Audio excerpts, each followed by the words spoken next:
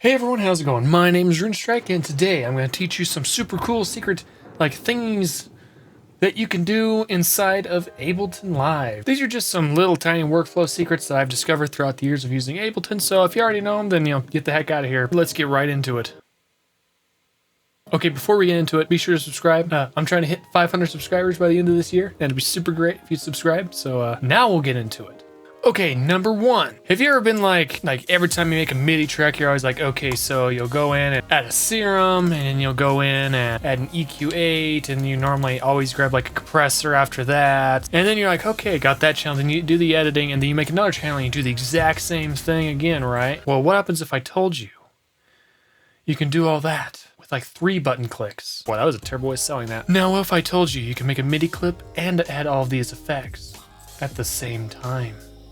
Well, first off, what we're going to do is we're going to set up a clip that we want, that we add normally, and that we want to add every single time. So all you have to do is to make these things spawn in with all this crap on them, you right click and say, set as default MIDI track. So if you click that, every time you add a new MIDI track, it will have all those effects on it. So you can save a ton of time doing whatever you do in a DAW. It also works with audio tracks. So yeah. Number 2. Okay, I have set up an extreme example here. I have put in envelopes on all these serum effects here, one on the EQ and one on the compressor. Well, now I want these to show up on the playlist. So what I see a lot of people doing is they'll come in here and go like, okay, let's add the serum first. They'll come in here and go, okay, there's the cutoff, and they'll go into serum, and then they go, okay, yeah, unit device, okay, and they'll add the plus button again. It's like, that's stupid. That's the stupid way. It's the dumb, not smart way. I'll show you how to do it the real way. We're gonna get rid of these, all right? All right, ready for this? Right click, add lane for each automated clip. Bam, right click, bam. And that will add every envelope you've added to the whole thing, so you can just see them all at once. It saves so much time. There's no reason to do it pretty much any other way, I'm telling you. Trust me. Trust me.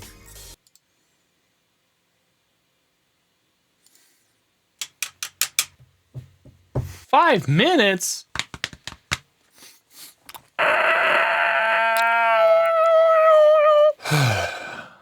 Hey, finally opened. Look at that. Number 3, so after waiting like an hour and a half for Ableton to open up this one project, let's have a listen to my new song, my shameless plug of my own music here.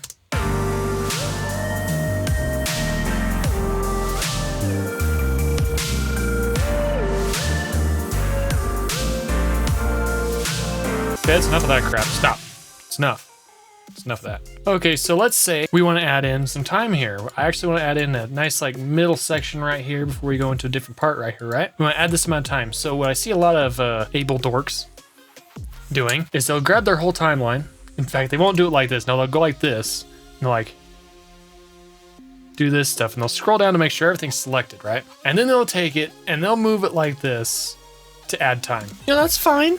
You know, if you suck at Ableton, that's fine, but I'll show you how the real way to do it. This is how the adults in the room, the masters, the OGs, people could say. You simply select, okay, we want to add like 8 bars. So we're gonna go Command I, and it adds it in. Pretty cool. So let's say we want to get rid of this time now. We added it and we're like, shoot, I don't really want to do that. So we're gonna go up to Edit and go Delete time. Super easy. Barely an inconvenience. I'm gonna get sued for that saying. All right, number 4. I've pretty much lost count at this point. All right, so let's say we got an audio track, right? We want to do a reverse kick. I want to make a reverse kick right here. So some people, they'll come in here and like they'll get the sample and they'll bring it down here, and then they'll like But as you can see, you can't do that on an audio track. So I'm gonna have to like figure out how to do that, and it really sucks. So here's a way around that. Check this out. You're gonna right click, you're gonna freeze track.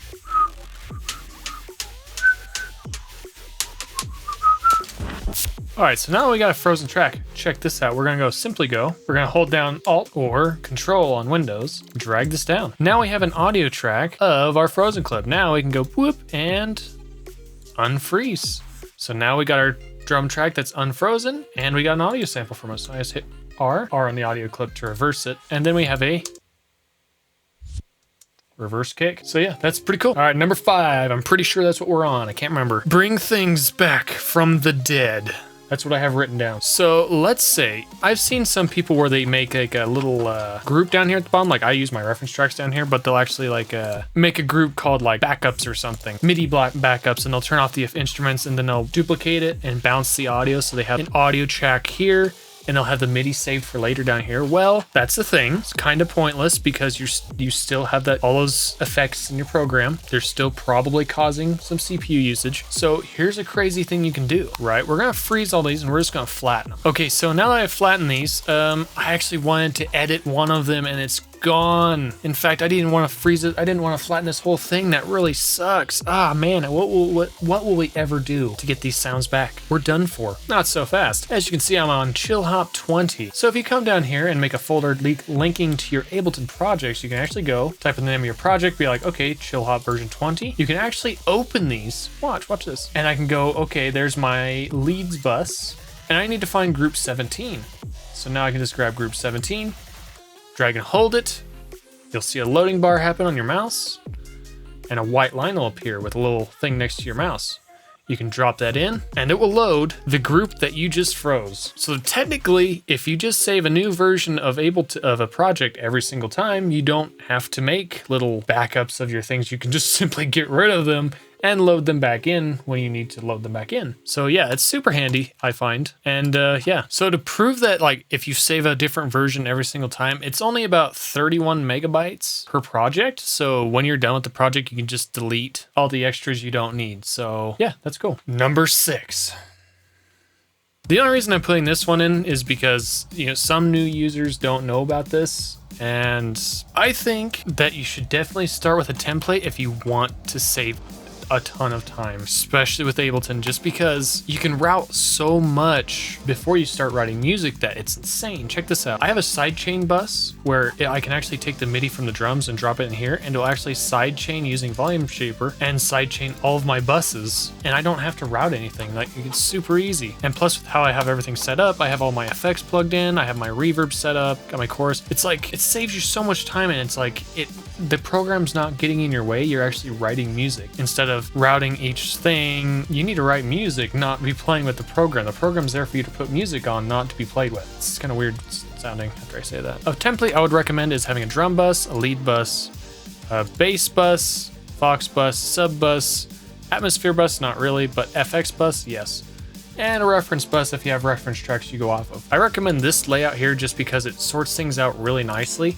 And it also shows like what your strengths are. Like, I always have like a ton of leads and layers in the leads bus, and I'm always lacking in like the drum bus. I'm very poor with drums. I need to like invest more time in them. Thank y'all for watching. Those are my like 5 or 6 tips that I have for this video, and that's about it. Thank y'all for watching, and be sure to subscribe. Like I said, I'm trying to get 500 subs by the end of the year. It'd be super great if you'd subscribe. Thank y'all for watching, and have a nice day.